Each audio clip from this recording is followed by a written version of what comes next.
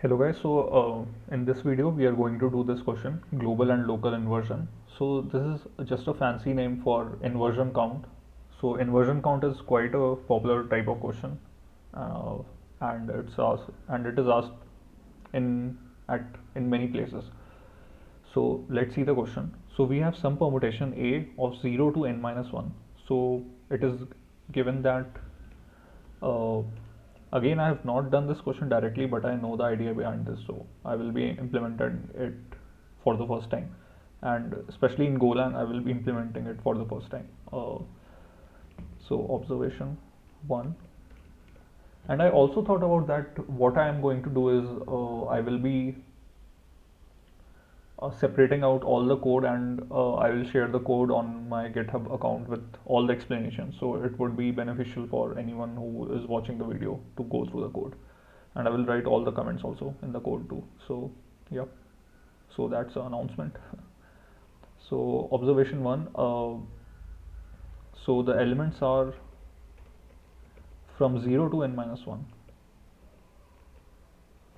or we can simply write ai is 0 to n minus 1, and it's a permutation, so we have only one occurrence of each element, and the number of inversions is the number of I less than j and ai greater than aj. So what it means is like 0 1, this is not an inversion, but 1 0, so this is an inversion. Okay, so like 3 2 1, so how many inversions are there in this uh, array? So there are three inversions. So this 2 1 is an inversion because index of because I is less than j, so index of 2 is less than index of 1, but 2 is itself greater than 1.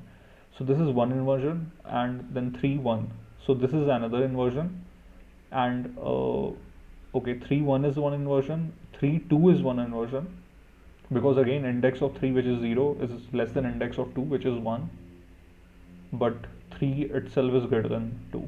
So if you remember the condition, it's written right there. So ai I should be less than j, but ai is greater than aj. So this 3 2 is one inversion, 2 1 is one inversion, and 3 1 is another inversion. So there are total three number of inversions in this, and there is only one inversion in this, which is 1 0. So this is what inversion is, and so yeah, and what we have to do is return true if and only if the number of global inversions is equal to the number of local inversion. So global inversion is inversions like this in all of the array, and number of local inversion is just ai and I plus 1. So this is one local inversion. So there are three global inversions in this, while only two local inversions. Okay, so local inversion is 3 2 and 2 1. So there are only two local inversions and three global inversions all over the array. So these are the number of inversions here. So calculating local inversions is quite easy. We can just iterate over the array and just check whether the element is whether the element is less than the previous element. So if it is the case, then it's a local inversion. So, but how do we calculate global inversions? So if you are familiar with the algorithm of merge sort, we can use that to calculate the number of global inversions. So yeah, so merge sort is quite cool. So let's see how can we do that. So if you're not familiar with merge sort, I would say that you look up like you can search about merge sort on Google and you can see how that works. But again, this is not a video about discussing algorithms. Of course, I will discuss the basics of how it works, but I will discuss it primarily for solving this problem. So let's say we have an array. So 4 5 1 3 2 0. So what will merge sort do? Will it will sort this array, and it is the fastest sorting algorithm. And what it is going to do is, first it will take a middle element. So let's say it takes this one as the mid element 1, and what it will do is it will recursively call merge sort on the first half and recursively call merge sort on the second half. So merge sort will be called on this 451 and merge sort will be called on 320. So what it will do is it will again call recursively merge sort on this. So like 451, 451 and again here 320.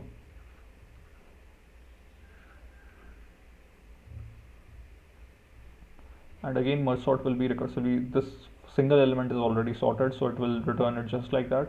And here again merge sort will be called on 5 separately and 1 separately, and they will be returned like that. But simply returning it won't do anything. It will just return the whole array. So what it does is that after it has called merge sort on these two, it will return two arrays. So just in one of the previous videos I explained recursion. So we just call the recursive function on the next set of elements, and we know that it will give us some result, and we work going further assuming that result is true. So what do we assume here? We assume that 2 and 0 will be sorted, which it is. And what we are going to do is, after calling merge sort, we are going to merge these two sorted arrays. So it's just like merging two sorted arrays.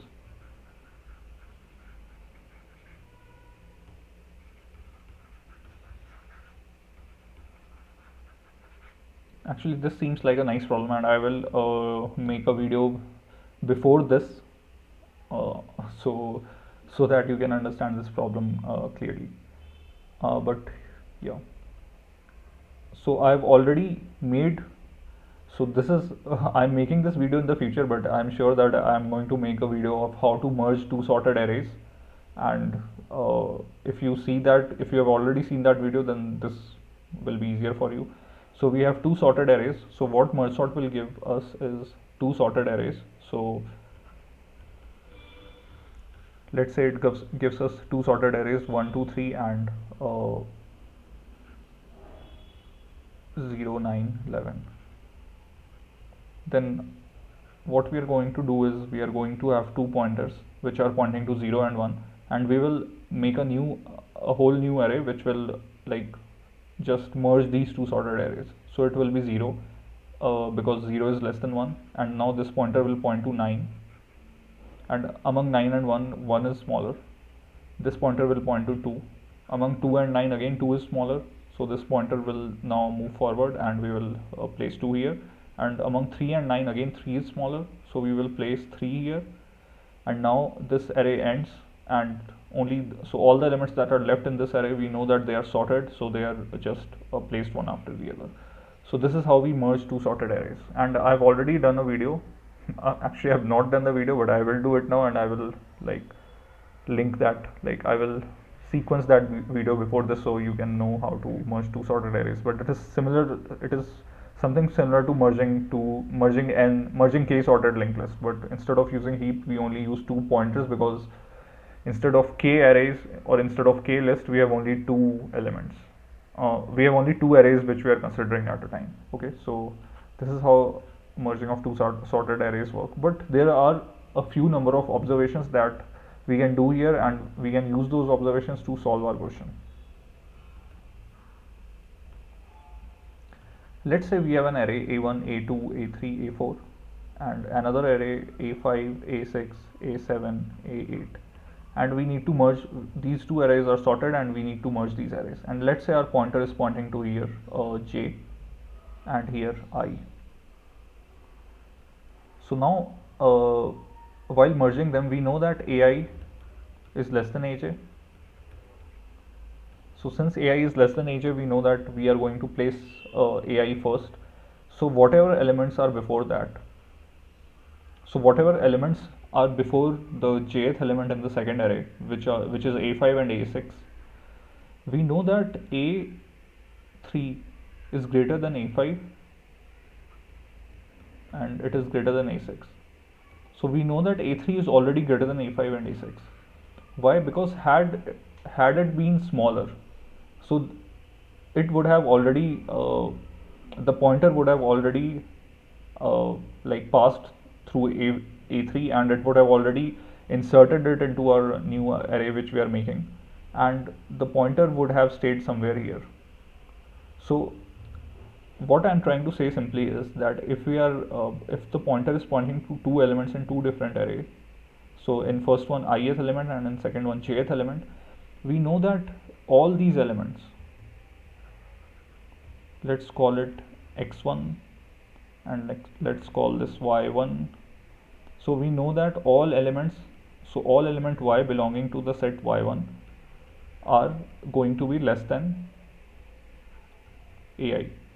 So all of this is going to be less than ai, and it is also going to be less than aj, and all of this is also going to be less than ai and less than aj. So ai and aj are the highest and second highest elements among all these elements, among all these x1 plus 1 plus y1 plus 1. So among all these x1 plus y1 plus 2 elements, element number ith, the ith element and the jth element in the second one and the ith element in the first one, they are going to be the first and second highest elements.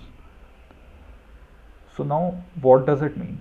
It means that the indexes of all these elements are greater than the indexes of these elements. So the indexes of all these elements, the elements in the second half, are greater than the indexes of all the elements in the first half. But we know that this I is greater than these number of elements, these y1 elements. So what are the total number of inversions? The total number of inversions would be y1.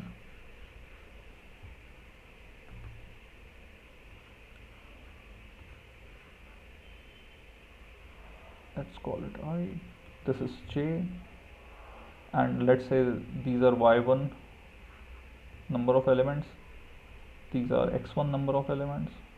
I don't know why I'm writing this subscript. Let's say these are x elements and these are y elements.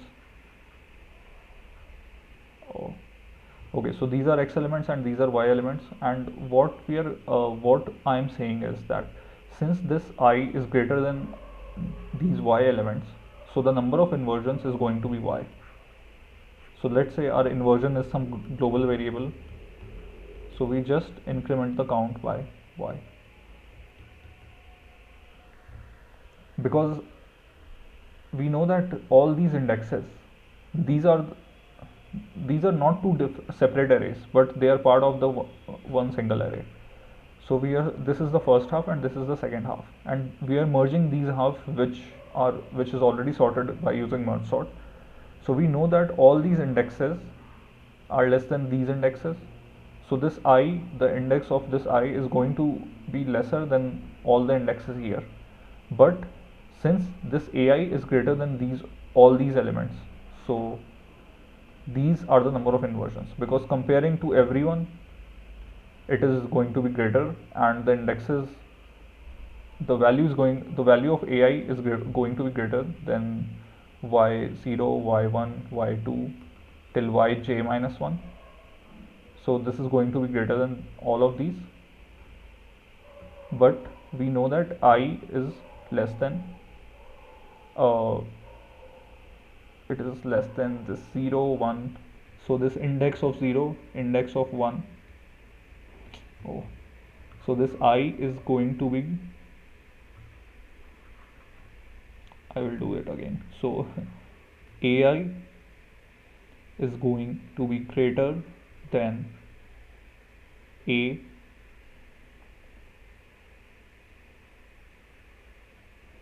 index of 0, index of 1 till index of j minus 1. Okay, just keep this diagram in mind.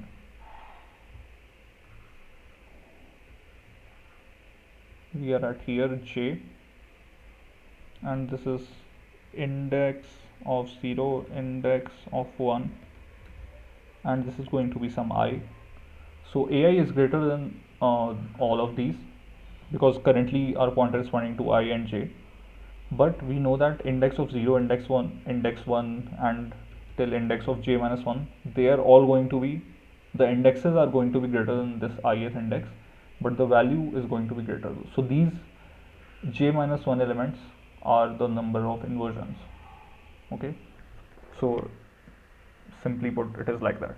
So what we are going to do is, while doing merge sort, and inside the merge function where we merge all these elements together, the first half and the second half, we are going to count the number of inversions, and that is how we count the total number of global inversions.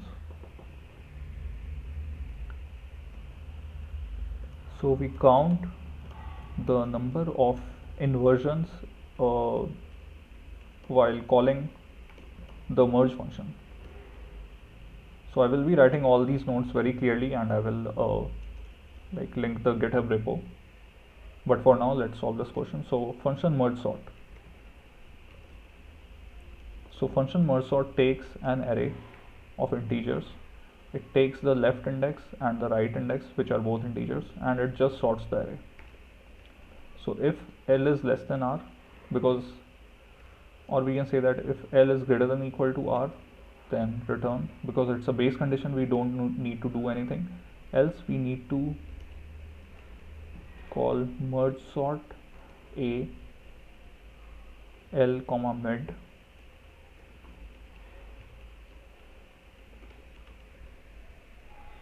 This is how merge sort is implemented. So, and what is mid? It is L plus R by 2, and after that we need to merge the elements between index L and R. So now we just need to write this merge function.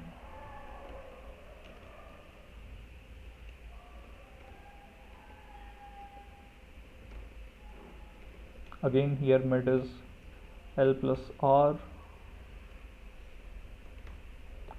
by 2, and we have some starting indexes, which is I, J, and 1, let's say K.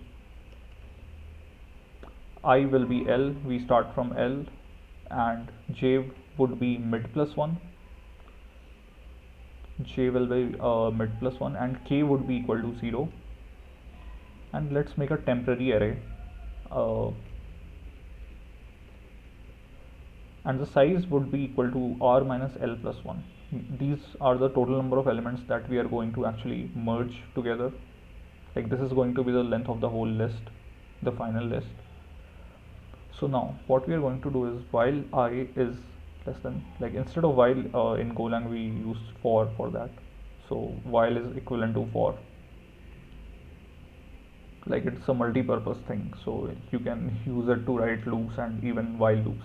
So here it is the same as while for now. Okay, so while I is less than mid plus 1 and J is less than R, because those are the limits till where I and J will traverse. Now if AI is less than AJ, then clearly temp K is equal to AI, and we need to increment I.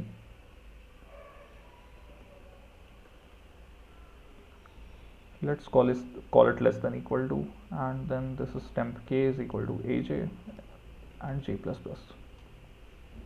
So if I is lesser, then we put I in temporary array, or else we put J in the temporary array. But and what we need to do is, we need to also increment K every turn. And now between index L to R, we have the original array, which is not sorted, but a combination of two different sorted arrays, but not fully merged, and this temp contains the merged array. And what we are going to do is, we are going to copy this into our array. So now you can see the second use of I, like for loop here. I less than K, I plus plus, and so this K is the size of this temp array, and we can even assert that K is actually equal to R minus L plus 1. So this is it, and ai plus l, because the indexing here in this case starts from l, so ai plus l is equal to temp I. So this is sorted. Yeah, so this is sorted and we copied it here, and but one thing is missing. What happens if one, for example, if this exhausts? So if this exhausts, but j's, but there are some elements still left in the second half. So for that we will do for j less than r, temp k is equal to aj and k plus plus. Either this can happen, or even the one of these conditions will happen.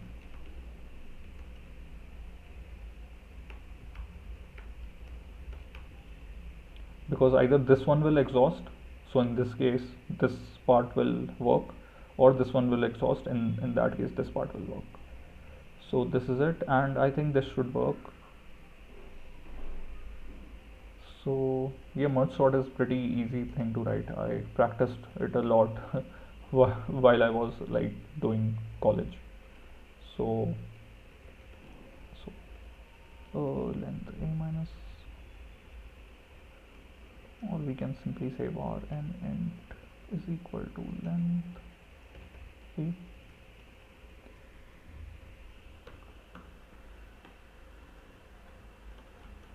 Let's just check that this works, and we will return false for now, just for the sake of returning.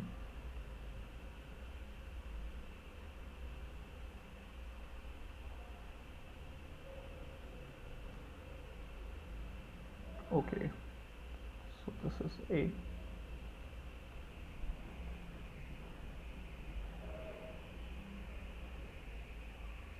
Okay, so they have given one single element in the example. Let's check it for 2 1 4, because the elements are from 0 to n minus 1.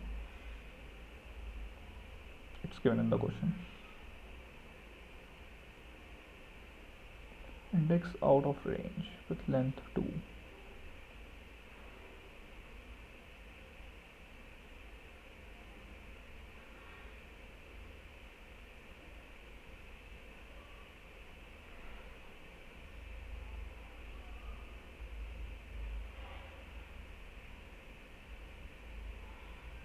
Okay, because we are incrementing this, but we are not incrementing j and I.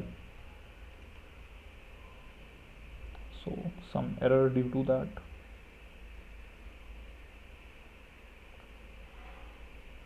Yeah, so it is still not working. So this should be 0 1 2 3 4, but it's 0 1 3 2 4.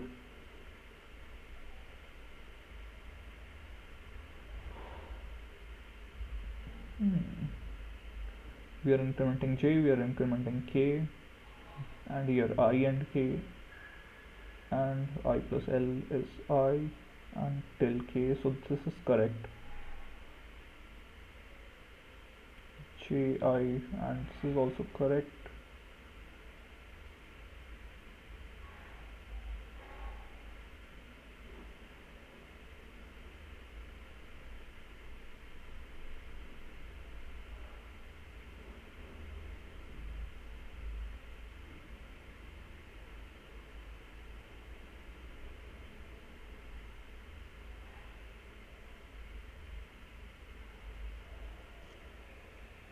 Okay, so this is not r but actually r plus 1, because we are taking the inclusive index. So it's 0 to n minus 1 inclusive.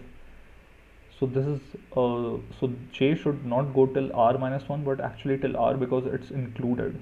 But there was bug, I wrote r, but it should be r plus 1. Similarly here it should be r plus 1. So remember, this is mid plus 1 less than mid plus 1, and this is r plus 1. Yeah, so much for practicing it in college. Yeah, okay, so now it works 0 1 2 3 4. So yeah, so this works, but now we have not done the question. This was just one small thing.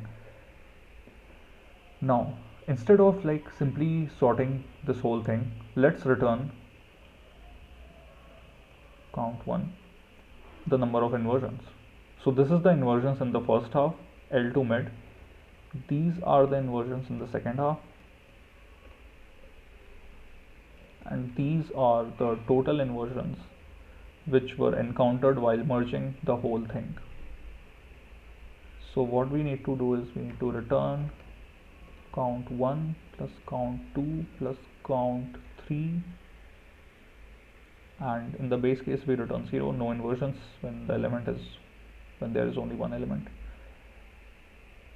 So now what happens is, what I tried to explain was that here if ai is less than aj, then we are merging it, but at the same time what we are saying is that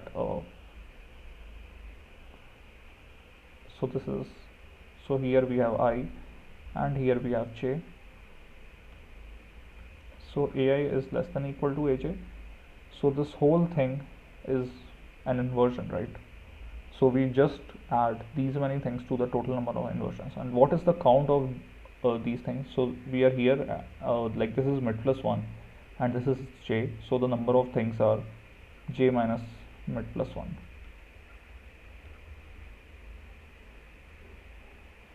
So these are the total number of elements that are going, like whenever we put ai into the array, like in the temp array, we are going to include these many things.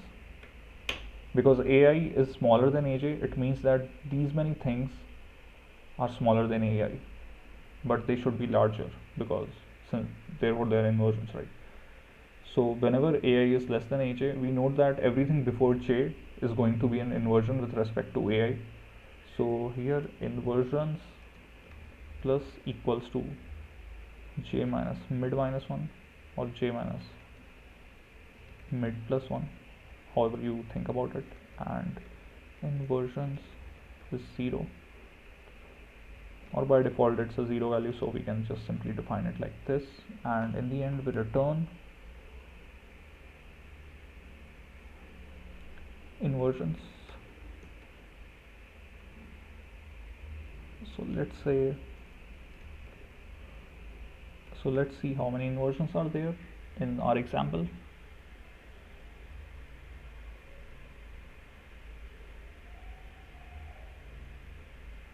Okay, we need to specify the return type is an int.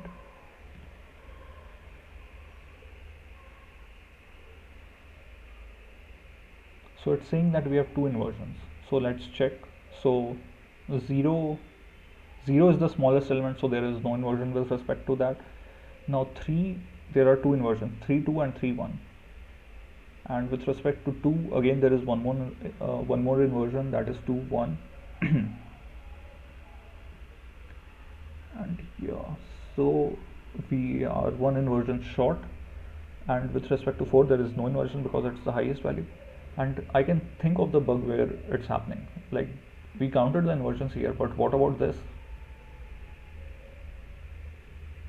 So now when we have exhausted the second half of the array, so you can see this whole of the second half is exhausted.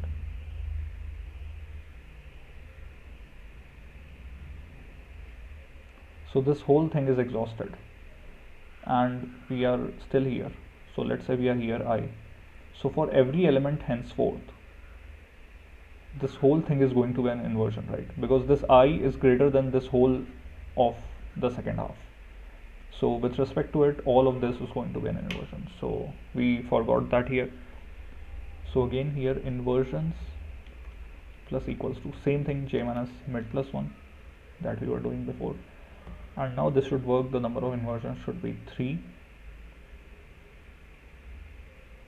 So we know that these are the global inversions, and let's say we have some local inversions, and for that we just need to compare between I plus 1 and j. For I equals 1, I less than n, I plus plus, if a of I is greater than a of I minus 1, like if current is greater than the previous, if previous is greater than the current and the index of previous is obviously less than the current, so we just increment the count, local inversion plus plus, return true if, so local inversion should be equal to global inversion.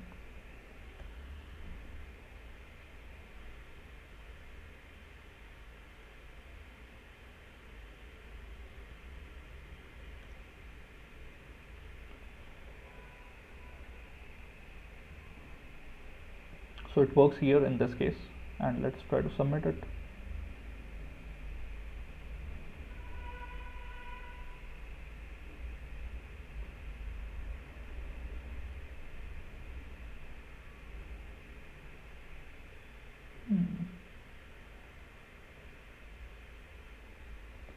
Let's also print. I don't know why it's wrong. Local inversion, global inversion, and let's run this in console.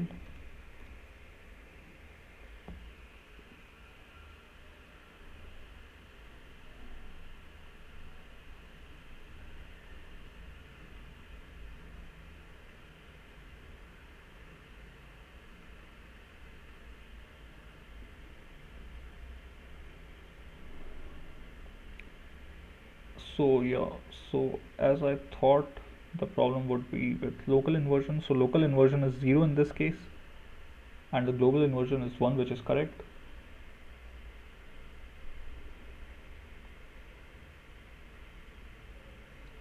And why is it? So this should be 1, right?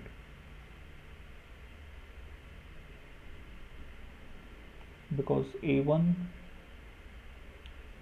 A0 is greater than A1. Okay. So what we are doing is that we are sorting the array. So since we are sorting the array, we are actually modifying the array. So yeah, this was a very silly mistake, and we should count the local inversions before and then count the global inversions, which is also going to count the which is going to count the whole array, and then we can do this. Or what we can do is make a second array called A2, which is going to be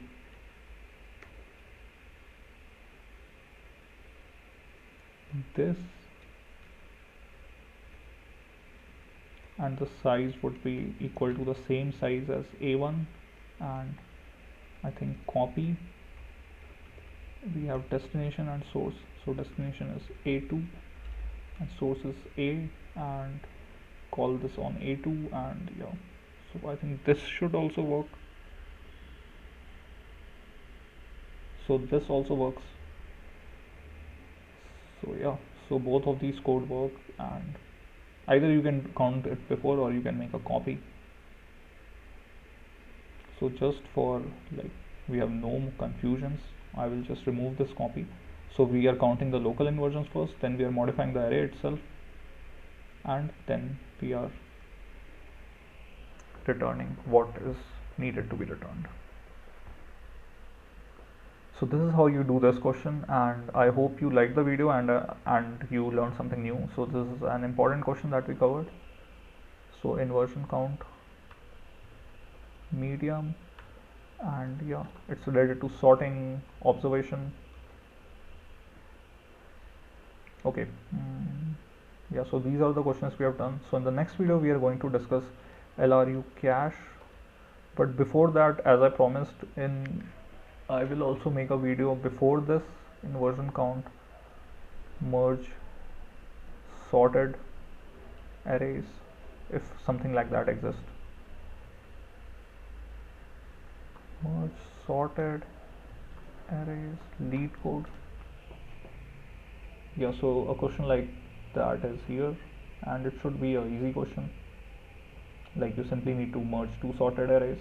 So I will explain it in the next video, which is going to be the previous video of this inversion count, because yeah, I skipped it here. So yeah, easy implementation, simple logic.